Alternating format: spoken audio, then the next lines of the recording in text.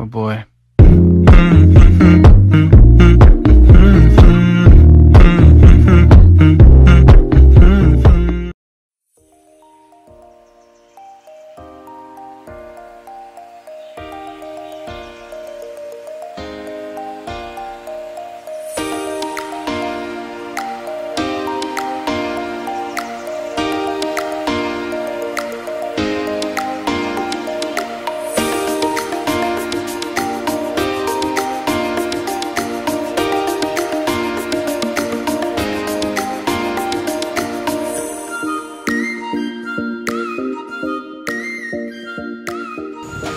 Sobat Tani, sumber daya genetik atau plasma nutfah merupakan materi yang sangat penting dalam perkembangan ilmu pengetahuan dan pelestarian sumber daya genetik.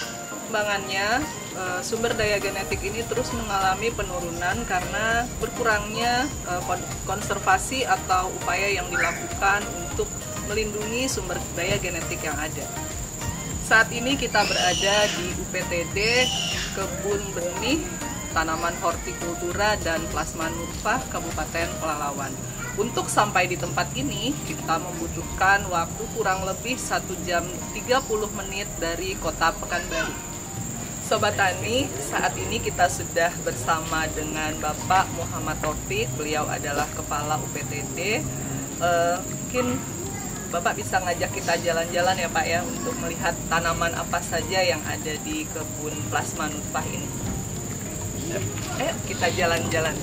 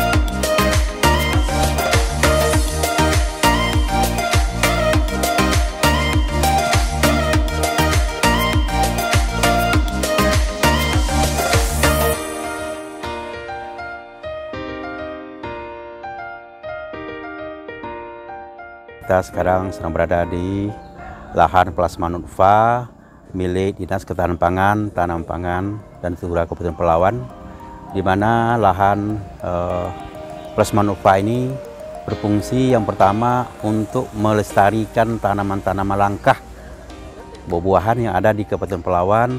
Misalnya saja ada rukam, buah hutan, ada tampoy, ada berbagai jenis tanaman mangga, hutan.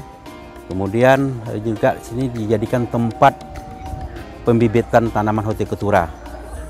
Berikutnya lahan ini insya Allah akan kita kembangkan terus untuk menjadi agrowisata, sehingga sudah mulai dari berbagai elemen masyarakat, dari anak sekolah sudah mengunjungi daerah kita ini untuk agrowisata karena cukup rindang.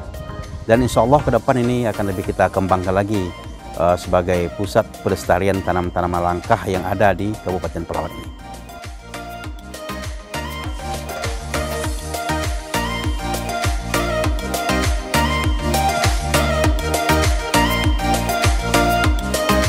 UPTD Plasma Nutfah mempunyai fungsi sebagai pusat perbenihan hortikultura di Kabupaten Pelalawan dan sebagai sumber koleksi tanaman sumber daya genetik yang ada di Kabupaten Pelalawan. Khususnya di kebun Pangkalan Kerinci ini kami sudah mengkoleksi sebanyak 60 lebih tanaman sumber daya genetik bersumber dari Kabupaten Pelalawan, di mana tim-tim kami turun ke daerah-daerah untuk mengumpulkan koleksi-koleksi tersebut dan kami tanam di sini, di kebun kami ini. Dan dalam 60 varietas tadi, kami sudah mendaftarkan sebanyak 16 varietas seperti Ridan Pelalawan, Rukam Pelalawan, ada terong-terong, itu sudah dikeluarkan sertifikasinya oleh Kementerian Pertanian melalui perlindungan varietas. Sobat Tani, kita lihat ini adalah daftar nama tanaman yang khas Pelalawan.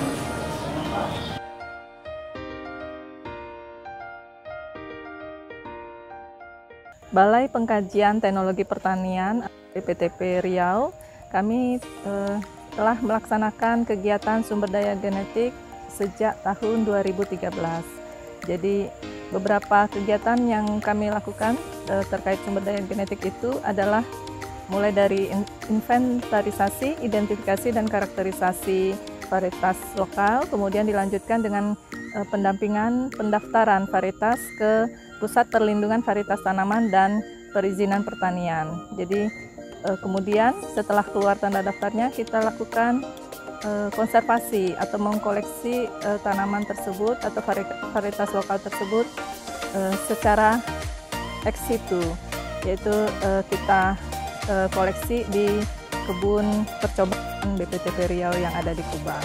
Beberapa kegiatan sumber daya genetik itu kita bekerjasama dengan beberapa dinas, salah satunya dengan Dinas Tahanan Pangan dan Hortikultura Kabupaten Pelalawan. Sama dengan dinas ini kita sudah mengkarakterisasi dan mendampingi pendaftaran 16 varietas lokal Kabupaten Pelalawan. Jadi tidak hanya horti tetapi juga tanaman pangannya, padi. Yang terbaru yang kita lakukan pendampingan dan kerjasama yaitu pemurnian dan pelepasan varietas padi gogo kerjasama dengan Dinas Pangan, Tanaman Pangan dan Hortikultura Provinsi Riau. Dan saat ini berdasarkan Permentan nomor 117 tahun 2022, Badan Litbang Pertanian telah bertransformasi menjadi Badan Standarisasi Instrumen Pertanian.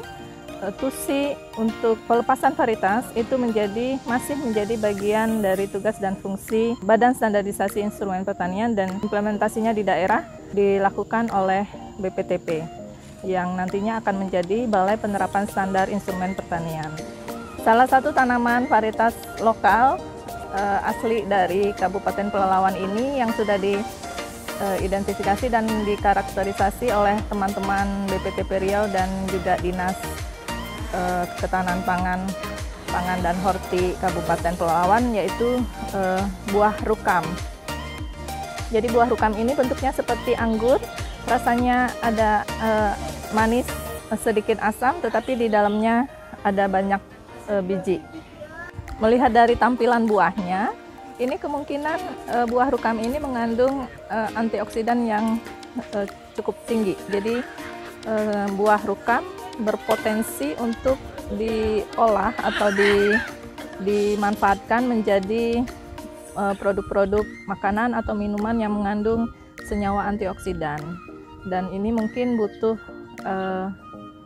kajian lebih lanjut kandungan apa yang terdapat di buah rukam ini, sehingga buah rukam ini tidak hanya sebagai varietas lokal saja, tetapi bisa kita angkat menjadi buah lokal yang bernilai ekonomi karena kandungan komponen bioaktifnya.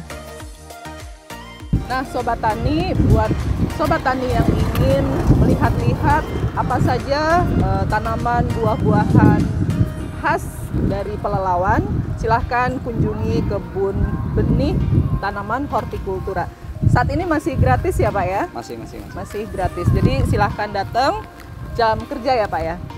Dari Senin sampai Jumat, dari jam 8 sampai jam 4 sore.